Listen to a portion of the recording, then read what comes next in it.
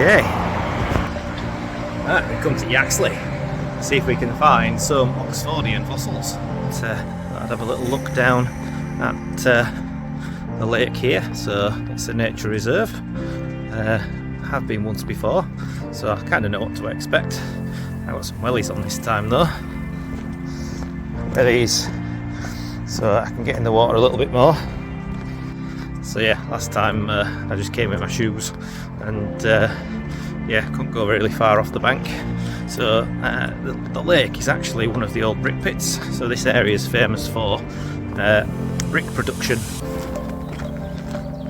So yeah, it's a famous area for brick making, and there was once hundreds of brick pits dotted around this area. Unfortunately, you know, we don't really make bricks very often anymore in any quantity. We don't really make a lot of anything really in this country sometimes. But yeah, the brick pits that were around, a lot of them have been filled in, some have been rewilded, quite a lot of them are inaccessible. Say a lot have been built over for housing developments, but this particular one, there is a small area left as a nature reserve. So yeah, we can go have a look and see if we can pick any little bits up. And here we are, wonderful Yaxley, and you can see a lot of houses being built over there. I think they were in the process of building those when I last came, and they're still building a few over there. But so you can see this, yeah, Oxford clay. There's already bits of Gryphea, bits of Belemnites, lost it in all this lot. So yeah, it's very fossiliferous. But generally it's usually small stuff. So we need to get down to the water and have a look. There's another bit of a Belemnite and Devil's Toenail, and stuck in there, Devil's Toenail, Belemnite, loads of stuff. So yeah, see, it's everywhere. This probably actually has been moved, I would have thought. Probably excavated out of the lake as it is now.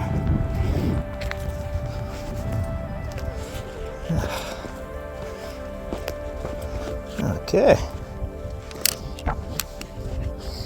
we have arrived. So now it's just a case of having looked very carefully, see if we can see any ammonites poking out without stirring the mud up too much. There's quite a bit of weed growth on here as well, unfortunately. So yeah, this is all Oxford clay.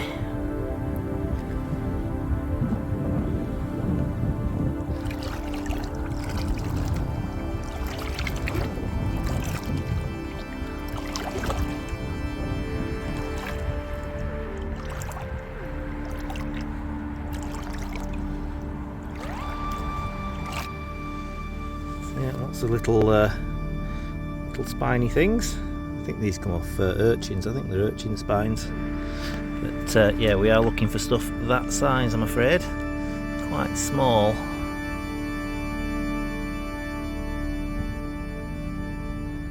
Oh, there's a negative, look. It's a negative of an ammonite there. Interesting. In the right place. It's a Devil's Toenail. Don't want that though.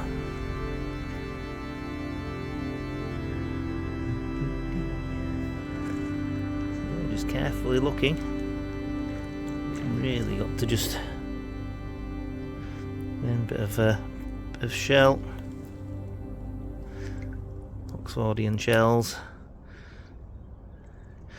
Actually a bit positive on that as well.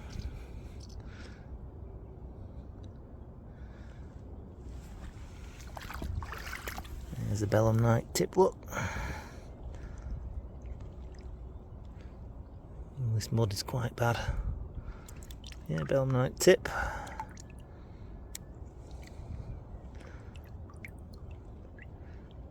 Don't know what that is.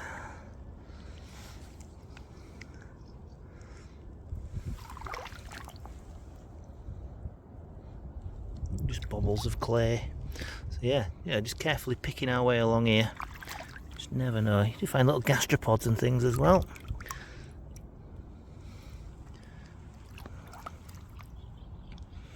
Is that an ammonite or is that a snail? I got confused by these last time. It is actually a snail, believe it or not. That does look like an ammonite, but it's actually a modern snail. That makes things confusing, doesn't it?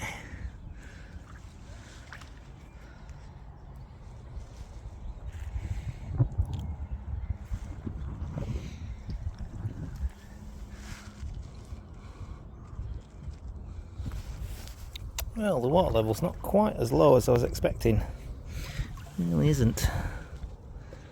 I'm finding the odd gryph here. Not really seeing anything looking like ammonites. And it's very weedy, very weedy. Last time this was all clay, but I've got a feeling I might have come in winter. So as much as the gastropods and snails are trying to deal with the weed, yeah, it's obviously growing faster than they can deal with it. And so there are one or two nodules here. I've just split that as a nice bivalve in there. But yeah, could be. No, I don't think that is a bit of nodule. So yeah, there's the odd bit of stuff to have a look through. So yeah, there's a little tiny bit of belemnite. There's that. No, it's not that. I saw it there somewhere. There it is. Oh, come here. There's a little bit of crinoid. What else is in here? Belemnite. A little bit of belemnite. So yeah. Oh, I think I might have found an ammonite. There we go. Well, a little ammonite. It's a bit crushy. It's going a bit pyrotized, but yeah, that is definitely an ammonite there.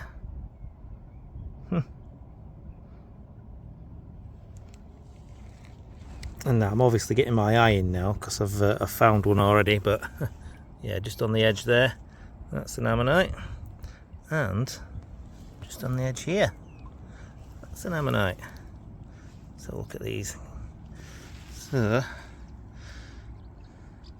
that's a Cosmoceros, I think, and I think that's, I'm not sure what that one is.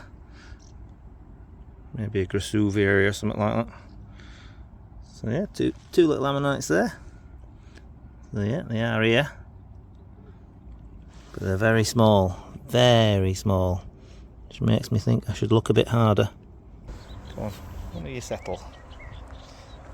I always love seeing the little blue, not dragonflies, but there's the damselflies. There's absolutely loads of them here.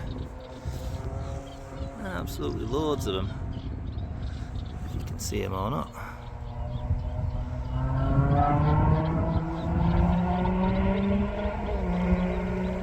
Bright blue. So yeah, quick visit. A couple of small little ammonites, which is it's nice to find something, to be honest. So yeah, Oxford clay, all good. Didn't really expect to find much really anyway, because I have been here before and I know it's mainly small stuff. But yeah, good to know it's still here. There's still little bits coming out.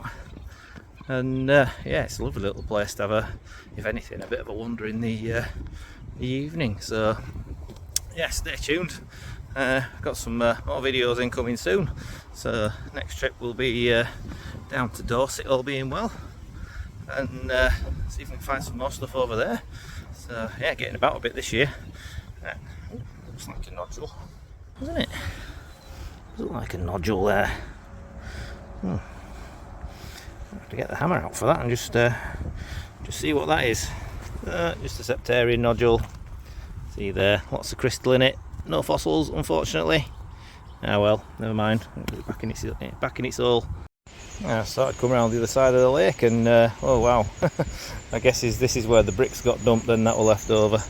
So yeah, all the bricks that didn't make it look to be making up this bank.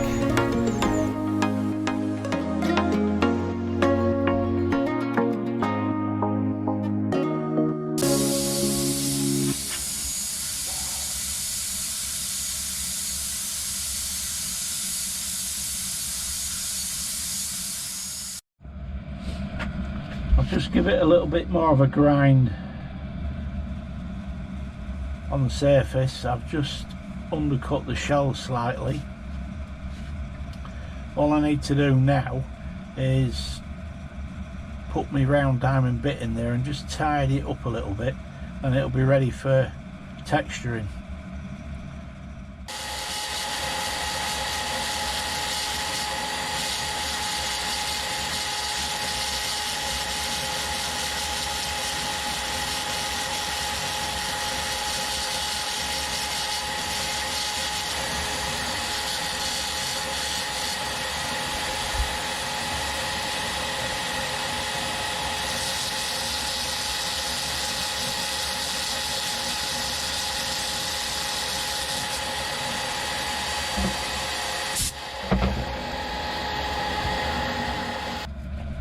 Right, we're just going to tidy this outside edge up, and then I'll actually texture this before we start the other one. I think need a straight bit for the dental.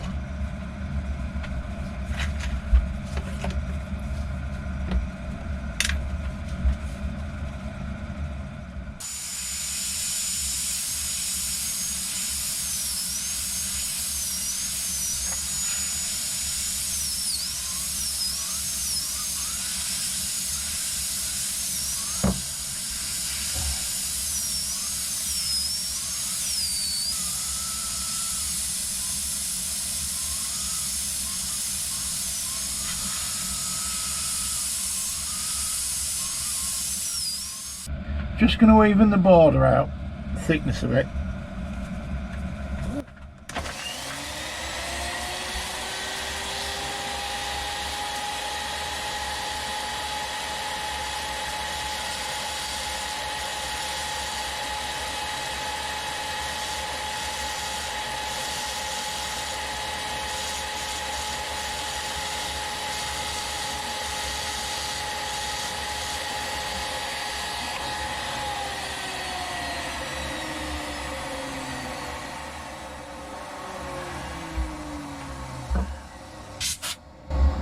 That's a bit better.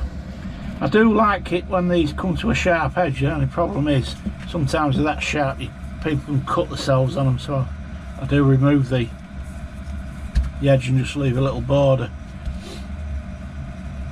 Right, we'll texture this and then it can wait while we grind up the fat dac.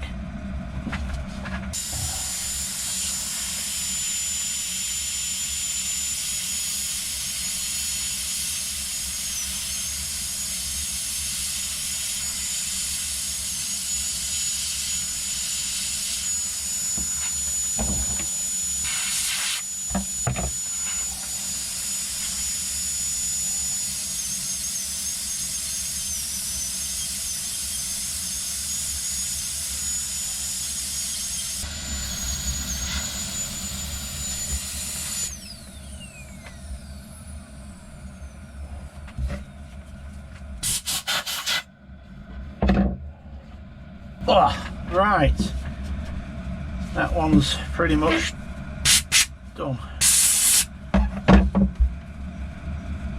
That should have braid okay. Right, fat dac. I'm going to square this mouth border up first, and I've got to grind a little bit more around here.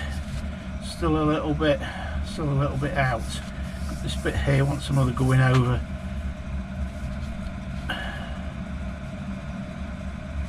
Than the outside actually on this one. It's very jagged once smoothing off.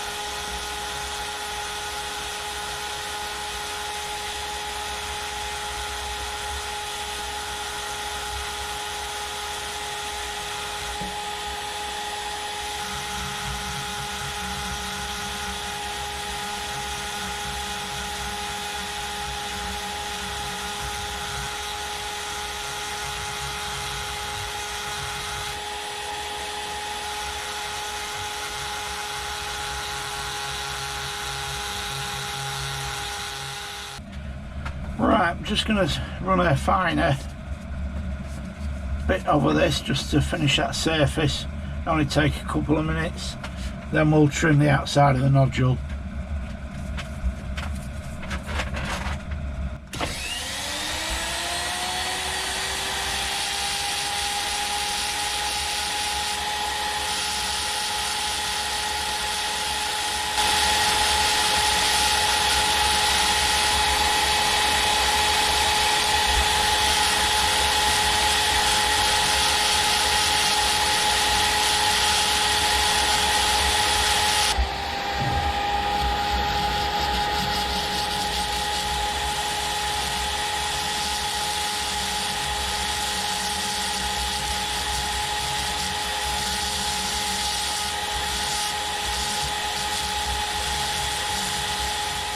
The mouth board a bit of a tidy up as well.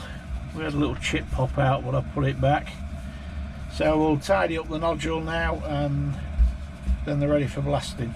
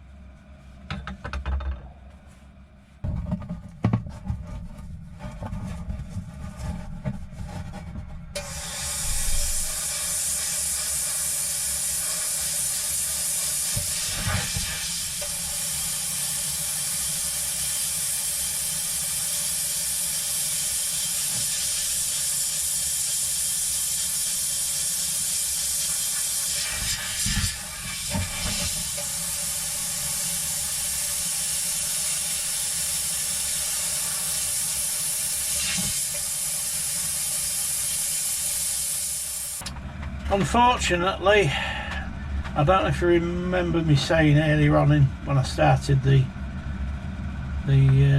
semi or tenny or whatever it is, it looks like it might be crystalline. Unfortunately it is.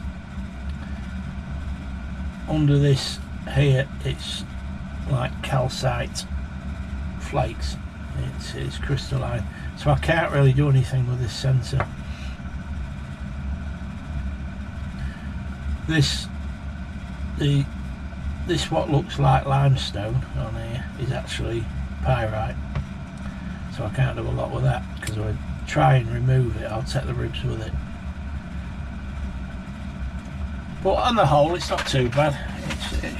I'm going to coat it up in a minute. You can just see crystalline flakes here reflecting on the, well, I hope you can, reflecting on the light.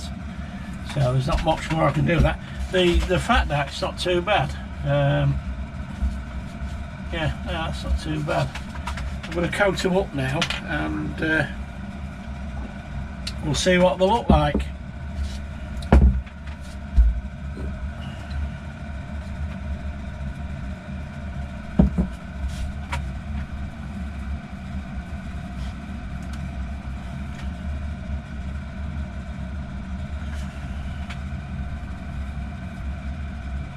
It's only a very weak mixture this. It's Paraloid B72. With it being pyritised, I prefer to use this, a bit more protection than a waxwood, I would imagine. It's just like giving it a plastic coat.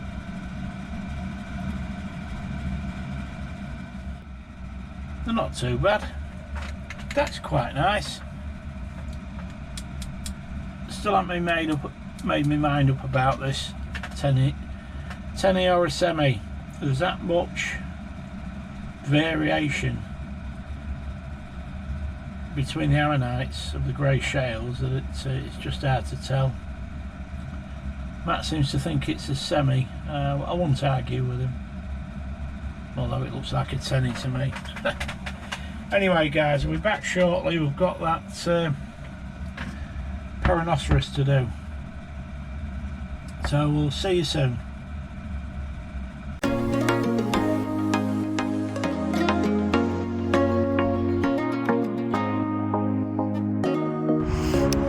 We've got a bit of sunshine, so I thought I'd do an outside unboxing session. Picked a few Jurassic fossils up. Let's see what we've got. Oh, this is a big one. Aha! And this. Wow! That is the Megalitosaurus confusum from Burton Bradstock. So yeah, it's very, very sugar calcite-y. No middle, as per expected, but you know, quite a big chunky ammonite. Smell a little bit different for the shelf. Okay, that's that one. What else have we got in here? Let's have a look. This one is for last. Let's have a look at this one.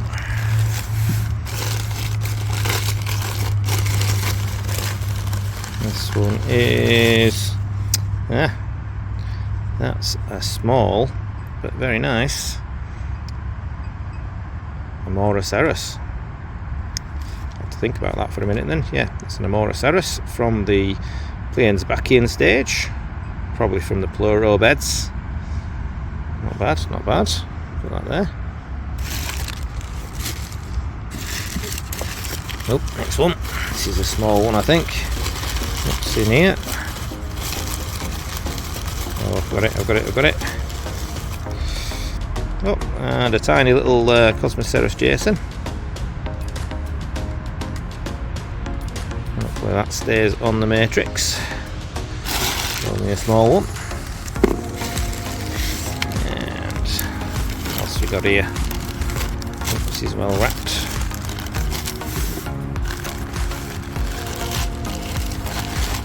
Seashells. Oh, it's an Agastoceros. There we go. Agastoceros Sagittarium. Lovely bit of seabed there. So yeah, it's quite nice. And at the very last, what is in here?